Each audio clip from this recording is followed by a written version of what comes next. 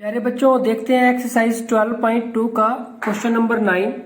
और question number 9 की statement है हमारे पास, एक वृत्ताकार ब्रूच को चांदी के तार से बनाया जाना है जिसका व्यास 35 मिलीमीटर है। तार को वृत्त के 5 व्यासों को बनाने में भी प्रयुक्त किया गया है जो इसे 10 बराबर त्रिज्याखंडों में विभाजित करता है, जैसा कि आकृति 12.12 में दर्शाया गया है।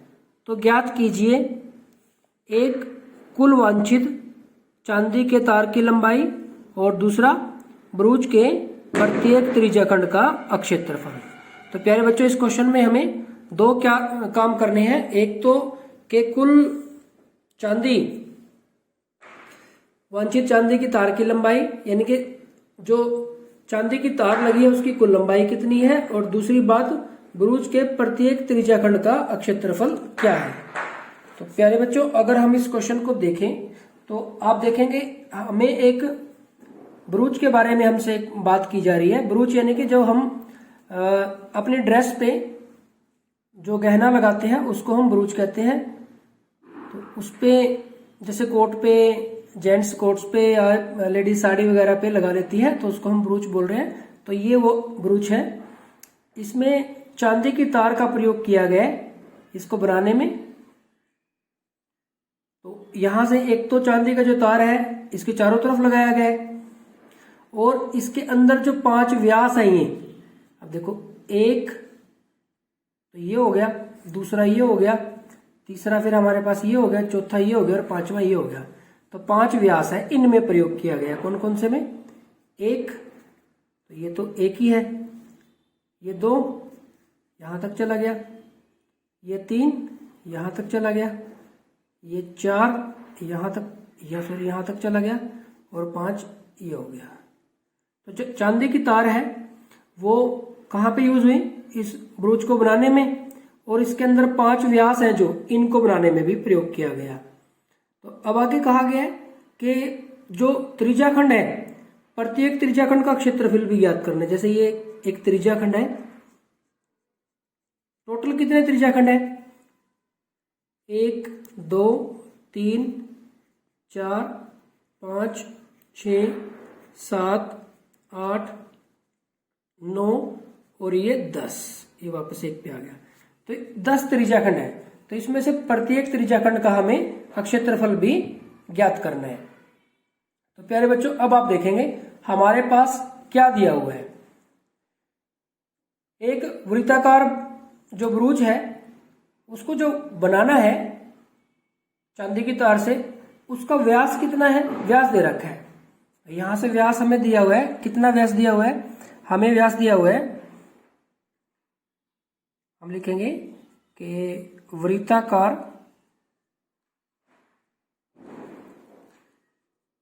ब्रूच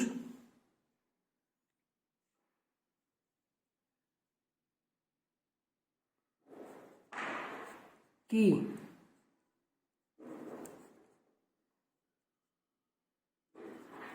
चांदी की तार है जो का व्यास, इसका व्यास हमारे पास कितना है? 35 मिलीमीटर। यहां से हमारे पास त्रिज्या आर कितनी हो जाएगी? त्रिज्या आर बराबर है 35/2 आ जाएगा। तो यहाँ पे आ जाएगा हमारे पास। इसको आप लिखना चाहें तो यहाँ लिख सकते हैं आगे, या फिर इसको फिलहाल यहाँ पे छोड़ देते हैं कि त्रिज्या आर आ गई हमारे पास 35/2 मिलीमीटर। अब हमारे पास क्या है कि एक तो हमें यह बताना है कि कुल वांछित चांदी की तार की लंबाई कितनी है। तो यहाँ पे कुल वांछित चांदी की तार की लंबाई, चांदी की तार की लंबाई क्या होगी प्यारे बच्चों? ये इसके लिए हमारे पास क्या क्या करना है हमें इसमें। एक तो ये जो इस वृत्ताकार ब्रूच की जो परिधि है, यहां पे चांदी की तार लग रही है, और जो 5 व्यास हैं इन पे, तो हम क्या लिखेंगे? जो वृत्ताकार जो ये ब्रूच है, कुल वांछित चांदी की तार की लंबाई क्या हो जाएगी? हम लिखेंगे वृत्ताकार ब्रूच की परिधि प्लस 5 गुना, यहां पे हमारे पास क्या आ जाएगा? व्यास की लंबाई। अब यहां से हमारे पास परिधि का फॉर्मूला क्या होता है? 2 पाई आर प्लस, यहां पे हमारे पास, और व्यास क्या होता है? व्यास तो हमें दे ही रखा है 5 गुना में व्यास की लंबाई कितनी है हमारे पास? व्यास कितना है हमारा? 35 मिलीमीटर। तो अब यहां से देखो 2 गुना में 22/7 आर त्रिज्या है हमारे पास, यहाँ पे 35/2, 35/2 और गुना में, सॉरी यहाँ पे ये तो हो गया पूरा हमारा, ये वाला पार्ट तो हो गया, प्लस यहाँ पे 5 की और 35 की गुना करनी है। 5 पंजे 25, 15 और 2 17, 7 पंजे 35 और यहाँ 2 के साथ ये 2 कैंसिल हो जाता है। तो यहाँ पे हमारे पास ये आ गया 22 पंजे 110 प्लस 175, यहाँ पे 175 और 100 275 285 मिलीमीटर। तो ये जो इस वृत्ताकार ब्रूच में जो चांदी की तार लगनी है उसकी लंबाई, कुल लंबाई कितनी आ गई? 285 मिलीमीटर। अब प्यारे बच्चों दूसरे पार्ट को ध्यान से देखो। दूसरे जो पार्ट है उसमें कहा गया है ब्रूच के प्रत्येक त्रिज्याखंड का क्षेत्रफल हमें ज्ञात करना है। हमें क्या करना है? ब्रूच के प्रत्येक त्रिज्याखंड। तो इसमें बराबर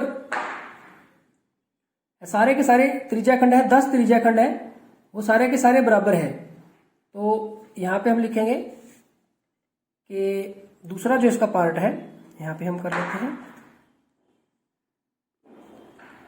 ब्रूच के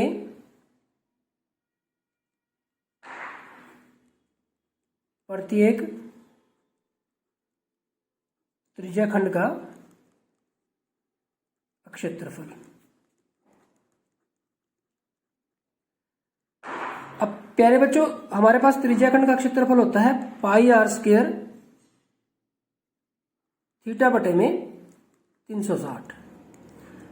अब देखो हमारे पास पाई 3.14 भी यूज कर सकते हो आप, और हम दूसरा क्या यूज कर सकते हैं? 22/7 भी यूज कर सकते हैं। यहाँ पे ऐसा कुछ स्पेशली मेंशन हमारे पास इस क्वेश्चन में नहीं है कि क्या यूज करना है, आपकी मर्जी है, क्योंकि कई बार थोड़ा सा कैलकुलेशन को इजी करने के लिए बता देते हैं, वो क्वेश्चन में हिंट दे देते हैं कि क्या यूज कर लेना चाहिए। तो यहाँ पे ऐसा कुछ नहीं बताया गया। अब प्यारे बच्चों देखो हम यहाँ पे 22/7 गुना में आर 35/2, फिर आर 35/2 और गुना में थीटा। अब थीटा देखते हैं इसके लिए।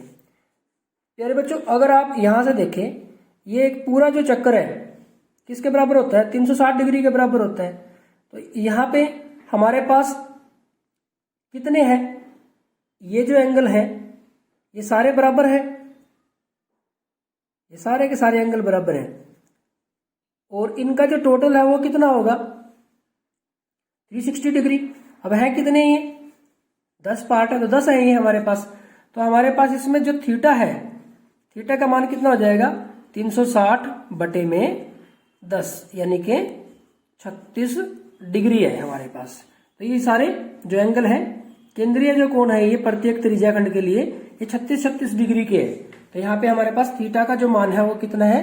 36 डिग्री है। तो यहाँ पे हम लिखेंगे 36 बटे में 360। 36 एकम 36, 36 10 पे कट जाएगा यहाँ पे, 7 एकम 7, 7 पंजे 35। अब यहाँ से 5 एकम 5, 5 दूनी 10। हमारे पास रह गया 2 पे कैंसिल करेंगे तो यह हमारे पास आ जाएगा 11। एक तो 11 बच गया और एक 35 और बटे में 4 बच गया हमारे पास। तो यहाँ अगर हम इसको लिखें कि हम इसको लिख सकते हैं 35 गुना में 11, 11 11 पंजे 55, 5 हासिल 5 आ जाएगा। 11 तिया 33, 33 और 5 38 आ जाएगा ये हमारे पास। और बटे में, इसके बटे में हमारे पास आ जाएगा 2 दूनी 4। तो जब हम इसको सोल्व करेंगे, 4 नी में 36, 2 4 छिके 24, 1 4 दूनी 8 और 4 पंजे 20। तो ये आ जाएगा हमारे पास। अब ये हमारे पास इसके लिए मात्रक क्या है, मिलीमीटर, तो वर्ग मिलीमीटर हो जाएगा, वर्ग मिलीमीटर। तो प्यारे बच्चों ये हमारे पास इसका दूसरा आंसर आ जाएगा। तो यहाँ पे बड़ा इंटरेस्टिंग क्वेश्चन था। यहाँ पे एक जो आमतौर पे शादी में हम तैयार होते वक्त जो जेंट्स हैं, जो पुरुष हैं, वो अपने कोट पे, और जो लेडीज हैं वो अपनी साड़ी पे ब्रूच लगा लेते हैं आकर्षक दिखने के लिए। तो उस तरह के एक ब्रूच के बारे में कहा गया है कि ये जो चांदी का ब्रूच है, ये चांदी कहाँ कहाँ लग रही है।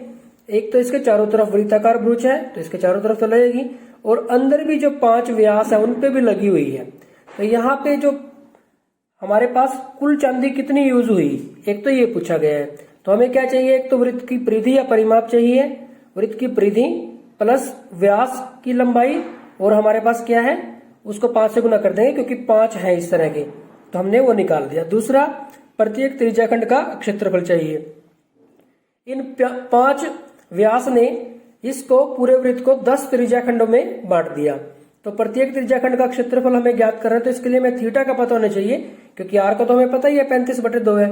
तो त्रिज्या के लिए हमने क्या किया, थीटा के लिए हमने क्या किया, क्योंकि इसमें 10 भाग है और ये पूरा जो एंगल होता है संपूर्ण कोण 360 डिग्री का होता है, और इसके 10 भाग हो गए, और प्रत्येक भाग में जो कोण है, केंद्रीय कोण है प्रत्येक त्रिज्याखंड के लिए, वो बराबर है। तो इस वजह से हमने एक त्रिज्याखंड के लिए केंद्रीय कोण निकालने के लिए क्या किया, 360 को 10 से भाग कर दिया, तो 36 डिग्री हमें प्राप्त हुआ। और उसमें त्रिज्याखंड का क्षेत्रफल का फॉर्मूला लगा के उसको सोल्व किया, तो हमारे पास ये क्या आ गया, जो प्रत्येक ब्रुज के प्रत्येक त्रिज्याखंड का क्षेत्रफल आ गया। तो यहाँ पे हमारे पास ब्रुज के प्रत्येक त्रिज्याखंड का क्षेत्रफल ये हमारे पास आ गया। तो ये हमारे पास इसका दूसरा आंसर हो गया। तो ये था प्यारे बच्चों हमारे पास question number 9। Thank you very much.